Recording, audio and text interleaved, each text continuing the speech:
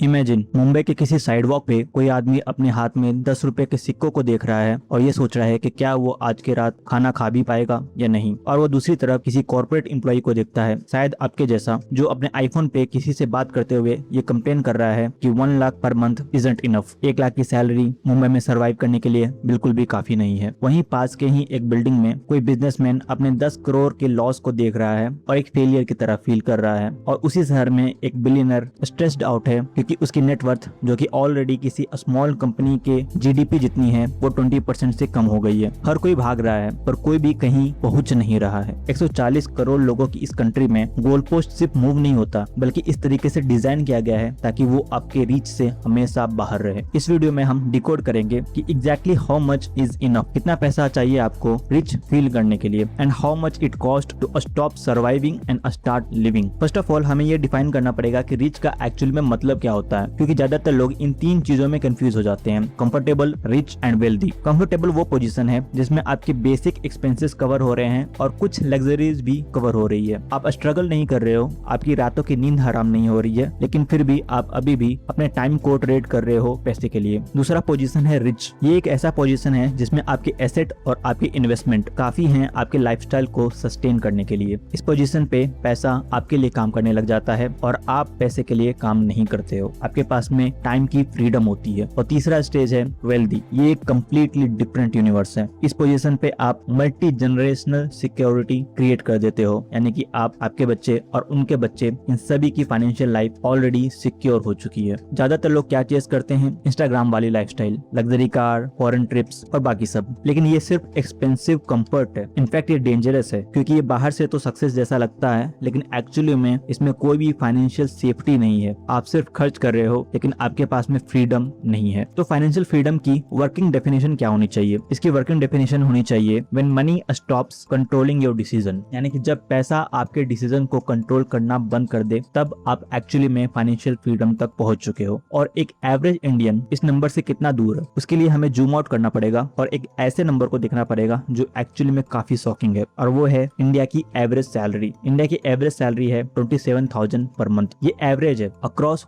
140 crore Indians. और इन 140 crore Indians में अगर आपको टॉप 10% में आना है तो आपकी सैलरी होनी चाहिए 25 to 30,000 per month. That's it. और अगर आपको टॉप 1% में आना है तो आपकी मंथली इनकम होनी चाहिए 1.83 लाख पर मंथ, और टॉप 0.1% के लिए 16.6 लाख पर मंथ या फिर 2 करोड़ पर ईयर की इनकम होनी चाहिए। और ये सारे नंबर इंडिया की ब्रूटल इकोनॉमिक रियलिटी को दिखाता है। सिर्फ टॉप के 1% लोग इंडिया की टोटल इनकम का, इंडिया की टोटल नेशनल इनकम का 22.6% कंट्रोल करते हैं। एंड गेस की बॉटम 50%, यानी कि करीब 70 करोड़ लोग टोटल नेशनल इनकम का कितना कंट्रोल करते हैं? 15%। That's it. यानी कि 70 करोड़ लोगों की इनकम आप कंबाइन करो तो वो नेशनल इनकम का सिर्फ 15% है, और सिर्फ टॉप 1% की इनकम को अगर आप कंबाइन करो तो नेशनल इनकम का 22.6% है। इंडिया दुनिया के सबसे अनइक्वल सोसाइटीज में से एक है। और इतने ब्रोकन सिस्टम में अगर हम सवाल भी पूछते हैं तो गलत। Everyone ask how much but nobody ask for what. और इसलिए काफी सारे लोग जिंदगी भर अपने पूरे करियर में सैलरी को चेस करते रहते हैं without ever feeling that they have arrived. आपको आपका नंबर जानने के लिए आपको इन 4 चीजों को कंसीडर करना पड़ेगा। सबसे पहले आपका लोकेशन, आप किस जगह पे रहते हो, क्योंकि 1 लाख की इनकम जयपुर में या पटना में काफी अच्छी इनकम मानी जाएगी। आप आराम से एक डिग्निफाइड लाइफ जी सकते हो, लेकिन यही इनकम मुंबई में और बैंगलोर में बस सर्वाइवल है। आपकी सिटी एक फाइनेंशियल डिसीजन है। दूसरा, आपकी लाइफ की स्टेज क्या है, आप अपनी लाइफ में किस स्टेज पे हो, क्योंकि जब आप 22-23 साल के हो तो आप फ्री हो, आपके ऊपर कोई भी रिस्पॉन्सिबिलिटीज नहीं है। लेकिन अगर आपके पेरेंट्स आप पे डिपेंडेंट है और आपकी फैमिली आप पे डिपेंडेंट है, तब आपका पैसा सिर्फ आपका नहीं है, आपके एक्सपेंस काफी ज्यादा बढ़ सकते हैं। इनफैक्ट एक बच्चे को पालना भी काफी ज्यादा एक्सपेंसिव हो सकता है। एक चाइल्ड आपके लिए एक फाइनेंशियल डिसीजन होने वाला है। तीसरा, where does your desires end. आपके डिजायर्स क्या हैं? क्या आपको सिर्फ बेसिक नीड्स कवर करने हैं या फिर आप लग्जरीज में इंडल्ज होना है? आपको कोई ऐसी कार चाहिए जो आपकी नीड को फुलफिल करे, या फिर आपको कोई ऐसी कार चाहिए जो इंस्टाग्राम पे कूल लगे? और ये चीज आपको खुद के लिए डिसाइड करना ही होगा, क्योंकि अगर आप खुद के लिए ये डिसाइड नहीं करोगे तो सोसाइटी आपके लिए डिसाइड करेगी कि आपको किन चीजों की जरूरत है, आपकी लाइफस्टाइल कैसी होनी चाहिए। चौथा, what life actually require. Clean air, healthy food, medical buffer and a good enough place to live. ये बेसिक रिक्वायरमेंट्स है। इसके बियॉन्ड जो कुछ भी है वो या तो ईगो है या फिर एम्बिशन है। इसमें कुछ गलत नहीं है, लेकिन आपको इसके बारे में अवेयर होना पड़ेगा। और जब आप अपने ईगो को सेपरेट करते हो एक्चुअल नीड्स से तो मैथ कंप्लीटली चेंज हो जाता है। इंडिया के किसी टियर 1 सिटी की अगर हम बात करें तो survive as a single requires 80,000 to 1 lakh. ये कोई रिचनेस नहीं है, ये एक डिग्निफाइड सर्वाइवल है। इसमें आपके बेसिक नीड्स पूरे होते हैं और कुछ स्मॉल फाइनेंशियल बफर होता है, that's it. To actually live, जिसमें ट्रैवल, हेल्थ केयर और बाकी छोटे मोटे लग्जरीज इन्वॉल्व हो, आपकी इनकम होनी चाहिए 1.5 लाख to 2 लाख। यहाँ पे फाइनली एंजाइटी क्लियर होना शुरू होती है। And if you are a family of 4 तो एक स्टेबल लाइफ के लिए your income should be 2.5 lakh to 3 lakh per month, जहाँ पे आपके स्कूल,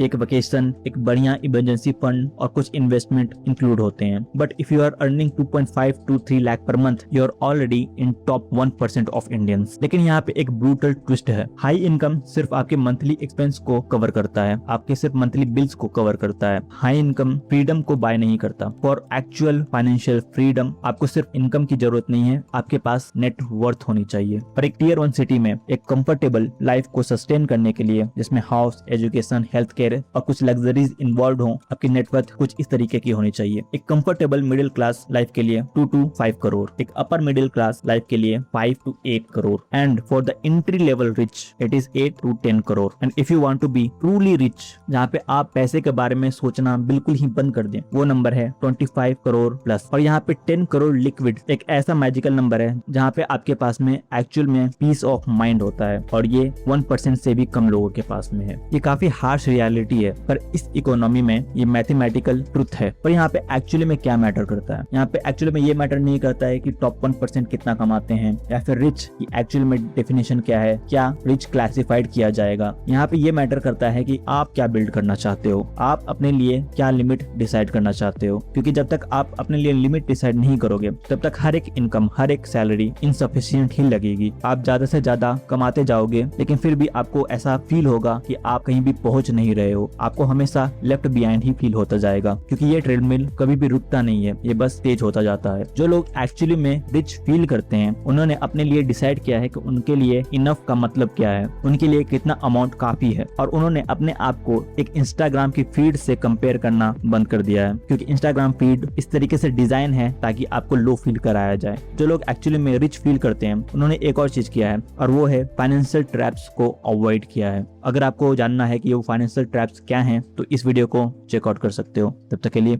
बाय बाय।